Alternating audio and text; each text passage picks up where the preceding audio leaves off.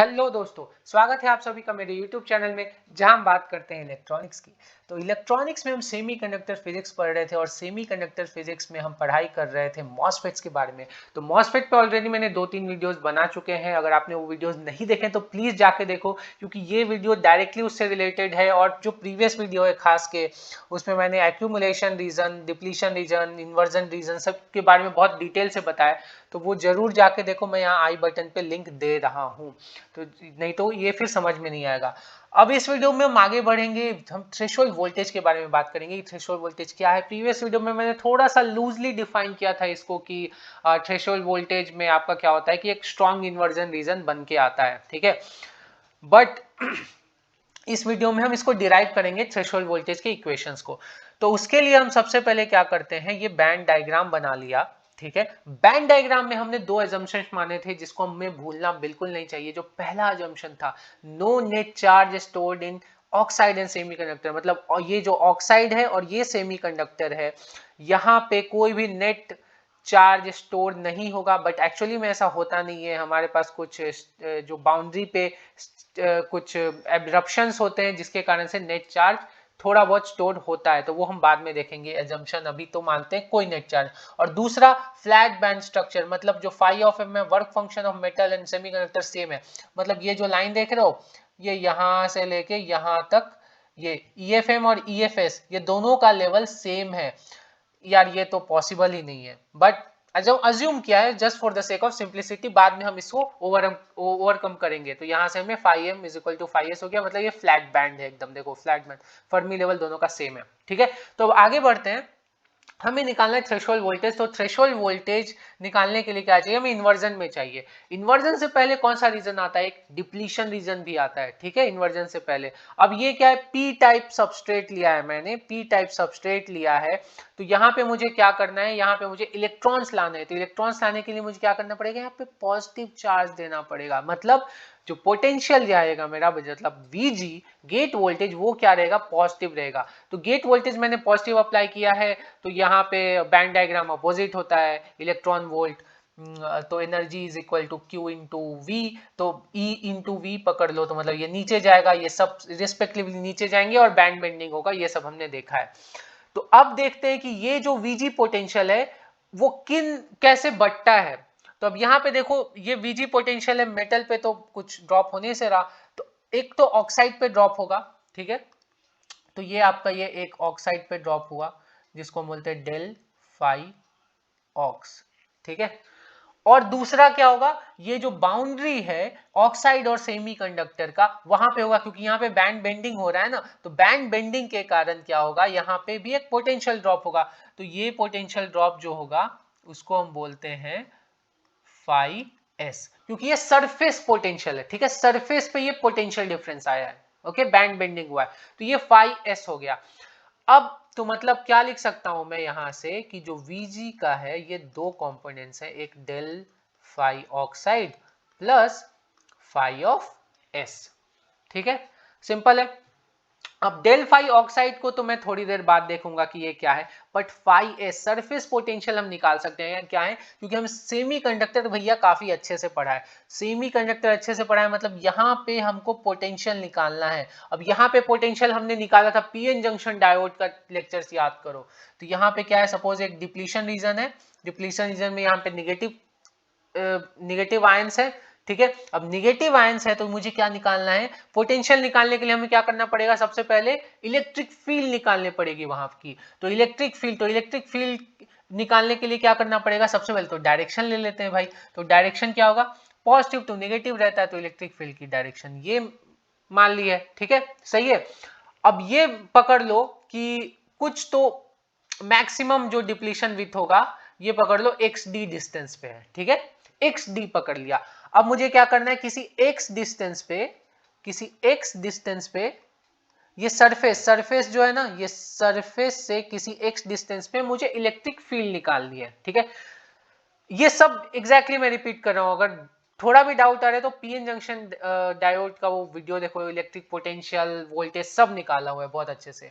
तो इसका फॉर्मूला क्या होता है? जो इलेक्ट्रिक फील्ड का क्या होता है? सिग्मा अपॉन एप्सिलॉन नॉट, है ना। तो इलेक्ट्रिक फील्ड इन जनरल होता है surface charge density sigma upon epsilon not, but यहाँ पे सिग्मा नहीं है हमारे पास। तो यहाँ पे क्या है हमारे पास, यहाँ पे एक तो देखो डिस्टेंस दिया हुआ है, डिस्टेंस के अकॉर्डिंग भी हमें निकालना है। तो यहाँ पे सिग्मा क्या है, ये सिग्मा हमारे पास सरफेस चार्ज डेंसिटी है। तो सरफेस चार्ज डेंसिटी को मैं कैसे लिख सकता हूं, इसको लिख सकता हूं सम रो, ठीक है।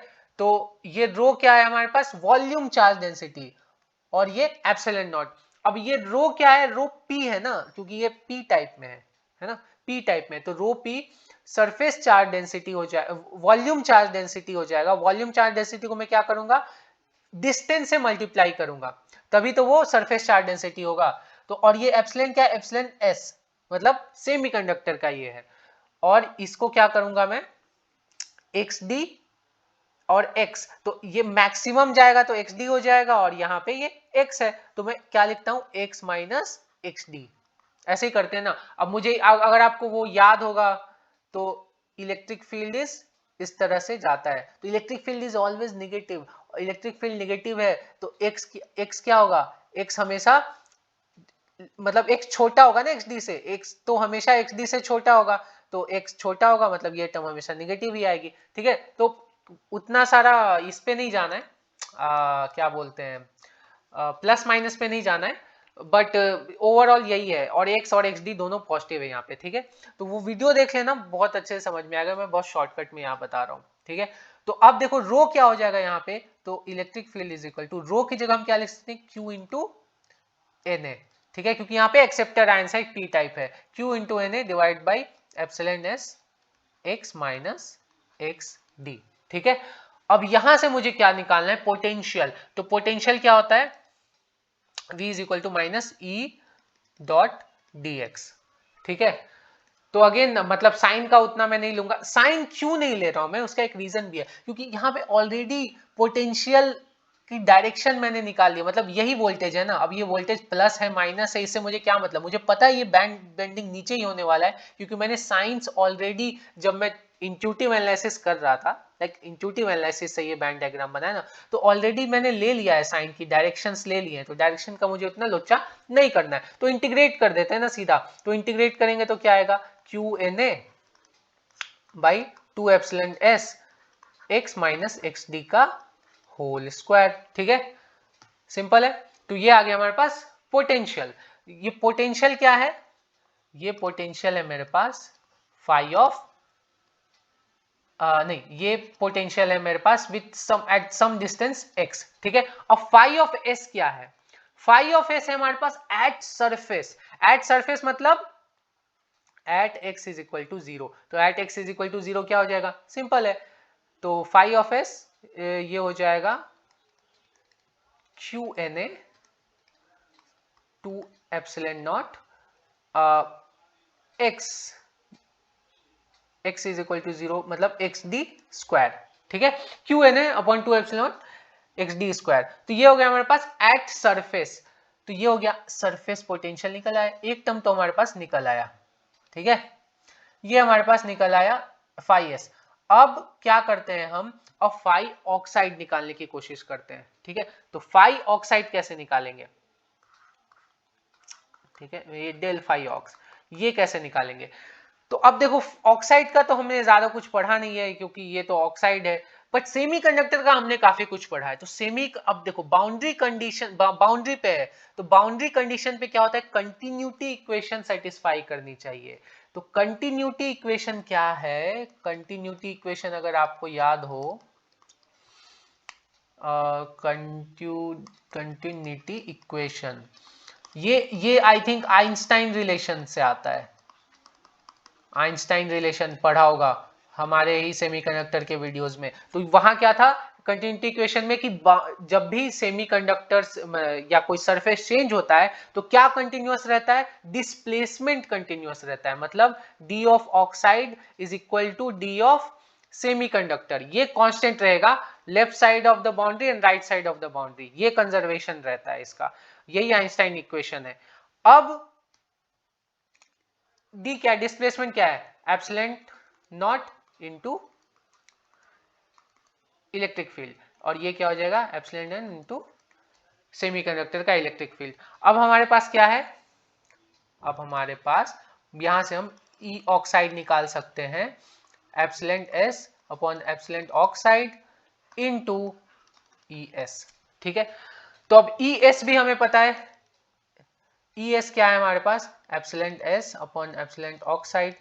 ई एस है हमारे पास, यहां से देख लो ई एस, ये है ई एस, मतलब इसी का सरफेस पे ले लो ना, ये electric field at some X distance है, इसी का सरफेस पे ले लो, एक्स जीरो रख दो, तो Q N A upon epsilon S, Q N A upon epsilon S into X D.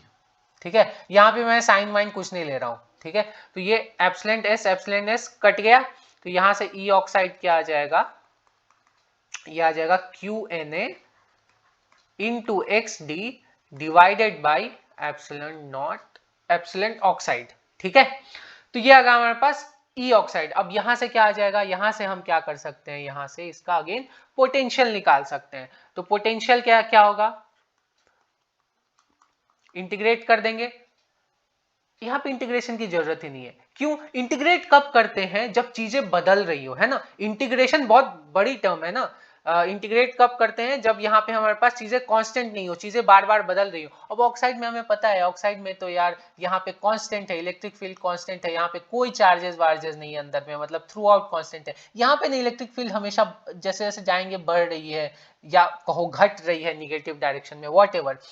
तो ये तो यहाँ तो कांस्टेंट है, तो कांस्टेंट है तो मतलब क्या हो जाएगा, इसको डायरेक्ट इलेक्ट्रिक फील्ड पोटेंशियल क्या होता है, electric field into some distance. ठीक है, तो ये डिस्टेंस क्या है, ऑक्साइड का थिकनेस। ठीक है, तो यहां पे क्या हो जाएगा, TOX इंटू ई ऑक्साइड, तो ये क्या हो जाएगा, TOX divided by epsilon oxide QNA XD। ठीक है, अब देखो ये इक्वेशन तो आ गया हमारे पास, सॉरी, ये इक्वेशन तो आ गया हमारे पास ऑक्साइड का, और यहाँ पे इसको भी लिखता हूँ, phi S is equal to Q N A X D square upon 2 epsilon S. ठीक है, अब मुझे क्या करना है, ये ऑक्साइड को भी फाई एस के टर्म में लिख देता हूं तो मजा आ जाएगा, है ना, क्योंकि ये अलग अलग वेरिएबल, मुझे ये दोनों को ऐड करना है ना, तो अलग अलग वेरिएबल्स में मजा नहीं आ रहा। तो अब मैं कैसे ऐड करूंगा, देखो अब यहां से देखो फाई, इस वाले इक्वेशन में मैं क्या लिख सकता हूं, यहां से मुझे क्या करना है, यहाँ पे Q N A X D मुझे दिख रहा है, यहाँ पे भी Q N A X D square है, तो मैं क्या करूंगा, इसको थोड़ा सा मल्टीप्लाई कर देते हैं। तो मल्टीप्लाई कैसे करेंगे कि यहां देखो, ये इसको उधर देखो, Q square N A square X D square, ये क्या हो जाएगा, Q N A 2 epsilon S phi S, है ना, सही लिखा है।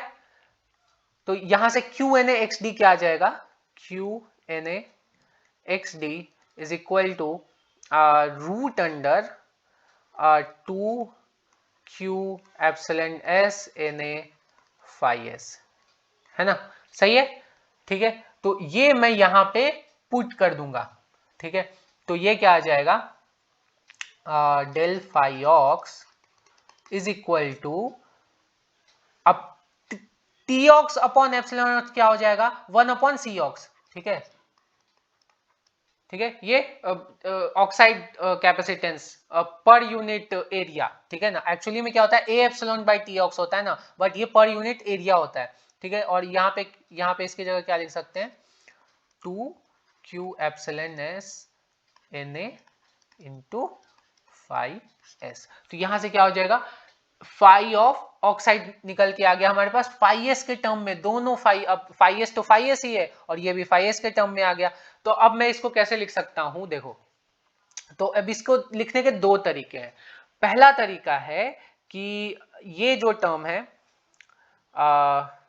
ये जो टर्म है 2q epsilon S N A into phi S, इसको मैं बोलता हूं क्यू डिप्लीशन। ये डिप्लीशन चार्ज है ना, ये डिप्लीशन चार्ज है। तो ये डिप्लीशन चार्ज है, तो अब क्या बन के आएगा हमारे पास, तो Vg is equal to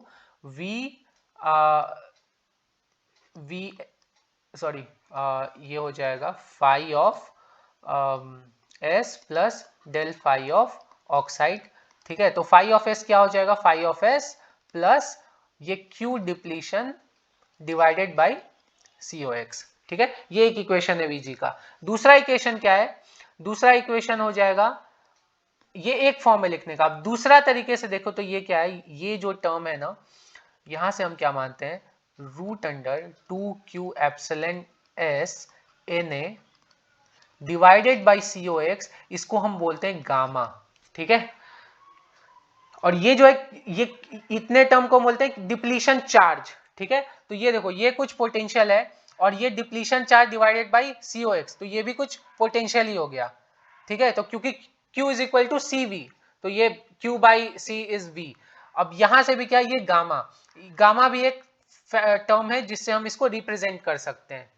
okay, तो गामा के टर्म्स में कैसे लिखेंगे, तो यहां से गामा हो गया तो बस क्या बचा, ये तो रूट अंडर फाई एस ही बचा, तो इसको हम ऐसे भी लिख सकते हैं, Vg is equal to phi S plus gamma root under phi S.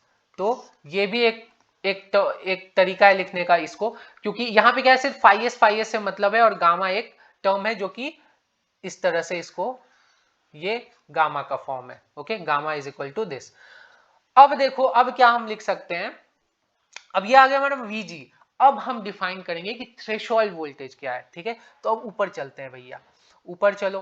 Threshold voltage क्या है, थ्रेशोल्ड वोल्टेज किसको बोलते हैं, जब हमारे पास ये इन्वर्जन हो जाए। इन्वर्जन मतलब क्या हो जाए, ये एन टाइप की तरह बिहेव करने लगे। तो एन टाइप की तरह कब बिहेव करता है, अगर आपको याद हो कि ये धीरे धीरे हम वोल्टेज बढ़ाते जाते हैं। ठीक है, वोल्टेज बढ़ाते जाते हैं, ये और नीचे आते जाता है, और ये इतना नीचे आते जाता है कि ये जो बैंड बेंडिंग है ये इसको क्रॉस कर जाता है। ठीक है, अब क्रॉस कर जाता है तो वो इन्वर्जन में आ जाता है। बट स्ट्रॉन्ग इन्वर्जन का क्या डेफिनेशन है और थ्रेशोल्ड वोल्टेज का डेफिनेशन है कि ये एन टाइप हो जाए, और ये इतना एन टाइप हो जाए जितना कि पहले पी टाइप था। पी टाइप में इस रीजन में जितने नंबर ऑफ होल्स थे उतने ही नंबर ऑफ इलेक्ट्रॉन्स अब इसको चाहिए, तभी जाके ये एक्चुअल ऑन कहलाएगा, एक्चुअल स्ट्रॉन्ग इन्वर्जन कहलाएगा। मतलब कि पहले जितना गैप, और ये कैसे डिफाइन होता है, पहले जितना गैप था इन दोनों में कुछ गैप था जिसको हम बोलते हैं फाई एफ। ठीक है, इसको बोलते हैं फाई एफ। ओके, जो आपके सेमी का ये फर्मी लेवल और इंट्रिंसिक फर्मी लेवल का डिफरेंस। ठीक है, फाई एफ, और फाई एफ का फॉर्मूला क्या होता है, मैं लिखूंगा नीचे। अब क्या करना है, इसको फाई एफ से उतना ही नीचे आना है। ठीक है, तो इसको सॉरी, हाँ, इसको कितना नीचे आना है, इतना नीचे आ जाना है। ठीक है, ये समझ जाना कि ये जो डिस्टेंस है ये भी फाई एफ ही हो जाए। ओके, मतलब इसको कितना डिस्टेंस ट्रेवल करना है, एक तो फाई एफ जीरो होने के लिए, मतलब EFI को EFS के लेवल पे आने के लिए, तो फाई एफ जीरो होने के लिए, और फिर और निगेटिव में जाए मतलब 2 फाई एफ। तो मतलब at threshold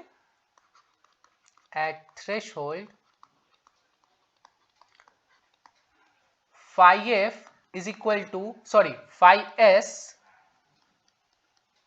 is equal to 2 phi F. और फाई एफ क्या है, पोटेंशियल डिफरेंस है ना, तो किसका डिफरेंस है, तो KT बाई क्यू ln, किन दोनों का डिफरेंस है, ये आपका डिफरेंस है इंट्रिंसिक का और पी टाइप से फर्मी लेवल का। ठीक है, तो ये हो जाएगा Na अपॉन Ni। तो Na क्या डिनोट करता है, पी टाइप, और Ni क्या डिनोट करता है, इंट्रिंसिक वाला। ठीक है, तो इस तरह से ये याद कर सकते हैं। ओके, तो कोई भी वोल्ट पोटेंशियल डिफरेंस पूछा हो ना, तो इस तरह से आप डिनोट कर देना। ठीक है, जो भी जिसके कारण से हो रहा है, तो इसको इस तरह से हम, ये डोपिंग कंसंट्रेशन पे डिपेंड करता है, नथिंग एल्स। ठीक है, जस्ट डोपिंग कंसंट्रेशन पे डिपेंड करता है। तो अब यहां से क्या आ जाएगा, VT, और VT एक्चुअली नहीं, ये VT 0 और एक डैश भी लिख देता हूं मैं, क्यों बताता हूं। तो ये हो जाएगा 2φf plus gamma root under 2φf। Okay, तो यहां से VT0 का फॉर्मूला आ गया। अब φf क्या है, φf ये है हमें पता है, और इसमें Na बस डोपिंग कंसंट्रेशन पता होना चाहिए, बाकी तो सब कांस्टेंट ही है, और Ni भी हमें पता है 1.5 इंटू 10⁻10। ठीक है, तो अब आगे बढ़ने से पहले यहां पे थोड़ा सा इसको फील कर लेते हैं, थोड़ा सा फील ये करते हैं, या फिर मैं क्या करता हूं पहले इसको पूरा कंप्लीट ही कर देता हूं। तो अब हमने एजम्पशन माना था, ठीक है, एजम्पशन माना था कि नो नेट चार्ज और फ्लैट बैंड स्ट्रक्चर। तो फ्लैट बैंड अगर नहीं है तो मतलब क्या होगा, फ्लैट बैंड अगर नहीं है तो क्या होगा, मैं back to the original colour, flat band नहीं है मतलब φms is not equal to 0, मतलब हमारे पास φms 0 नहीं है। φms 0 नहीं होने से क्या होगा, हमें कुछ एक्स्ट्रा पोटेंशियल लगाना पड़ेगा जिससे कि φms 0 हो जाए।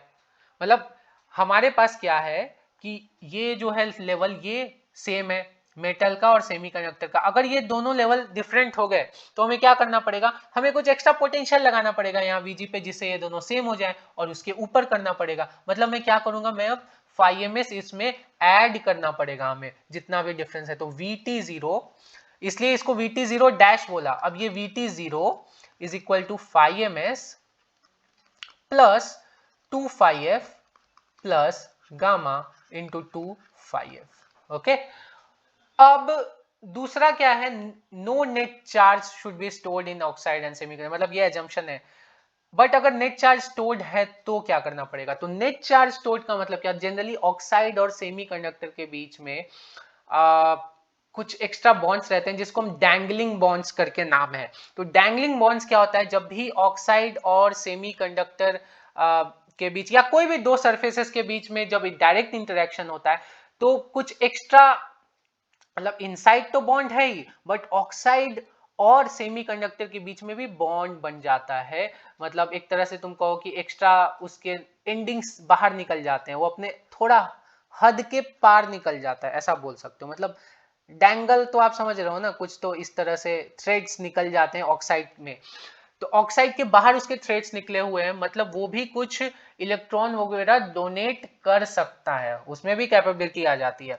तो जैसे ही अगर वो थोड़ा बहुत भी इलेक्ट्रॉन डोनेट कर देगा या कुछ तो बॉन्ड्स की ब्रेक होगा, तो यहाँ पे क्या हो जाएंगे, एक्स्ट्रा आयंस हो जाएंगे जो कि पॉजिटिव आयंस होंगे।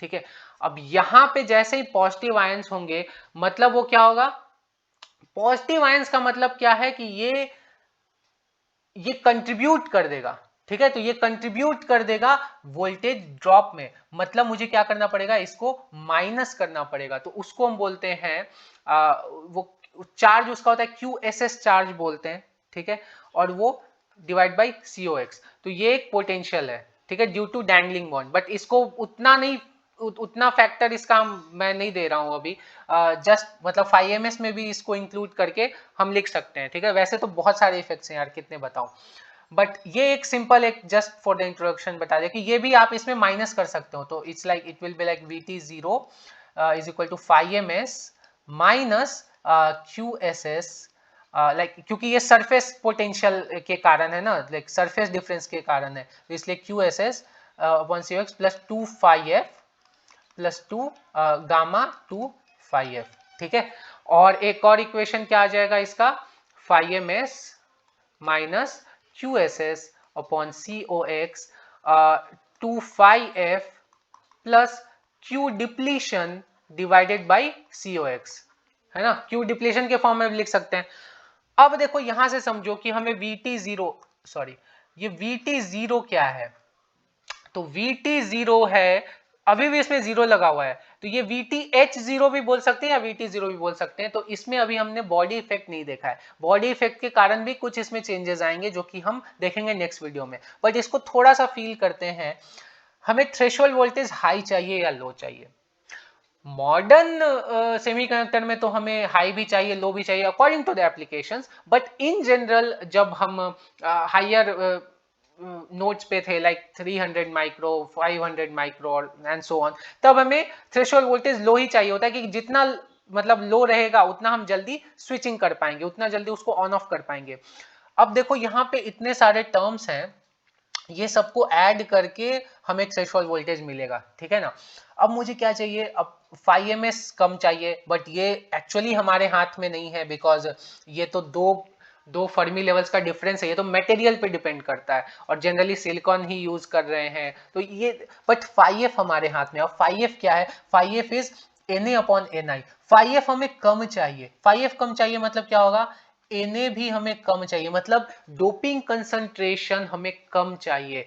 इसलिए मॉसफेट में याद रखना कि जो ये बल्क है ना, ये तो बल्क है, ये हमेशा माइनस रहता है, मतलब ये लाइटली डोप रहता है। आप यहां से भी देख सकते हो, ये क्या है, 2 5f मतलब डिफरेंस बिटवीन दिस टू, तो distance between EFS and EFI। तो EFS हमें पता है जितना हाईली डोप रहेगा उतना ये वैलेंस बैंड के पास रहता है ना। सेमी पी टाइप में क्या होता है, जितना हाईली डोप उतना वैलेंस बैंड के पास, और जितना लाइटली डोप उतना वैलेंस बैंड से दूर। तो हमें क्या चाहिए, वैलेंस बैंड से दूर चाहिए, ताकि ये 5f कम रहे, तो इसलिए ये लाइटली डोप रहता है। ओके, समझ में आया लाइटली डोप क्यों रहता है। हमने P- तुमने बुक्स में देखा होगा, बट यहां से आपको फील हो रहा होगा कि लाइटली डोप क्यों चाहिए, नहीं तो VT बहुत हाई हो जाएगा। इसको हाईली डोप कर देंगे तो VT और हाई आपको लगेगा, क्योंकि उतने नंबर ऑफ आपको यहाँ पे खाली करना पड़ेगा ना, उतने नंबर ऑफ होल्स यहाँ से खाली करने पड़ेंगे, फिर इन्वर्जन चार्ज लाना पड़ेगा एंड ऑल दैट, ठीक है। तो ये था थ्रेशोल्ड वोल्टेज का, और आगे हम और पढ़ेंगे मॉसफेट एंड मॉसकैप्स के बारे में। मॉसकैप तो ऑलमोस्ट डन है, मॉसफेट के बारे में और पढ़ेंगे, और देखेंगे इसके वोल्टेज करंट इक्वेशंस क्या है, तो कैपेसिटेंस के बारे में भी पढ़ेंगे। तो मिलते हैं नेक्स्ट लेक्चर में, और ऐसे ही बने रहो मेरे चैनल से, और कोई भी डाउट हो तो कमेंट सेक्शन में पूछो, और अभी तक सब्सक्राइब नहीं किया है तो कर लो यार, 10,000 पहुंचने वाले हैं, जल्दी से पहुंचा दो यार, और तुम मजा आएगा तुम्हें भी और मुझे भी। तो बने रहो मेरे चैनल से। Have a nice day. Take care. Bye bye.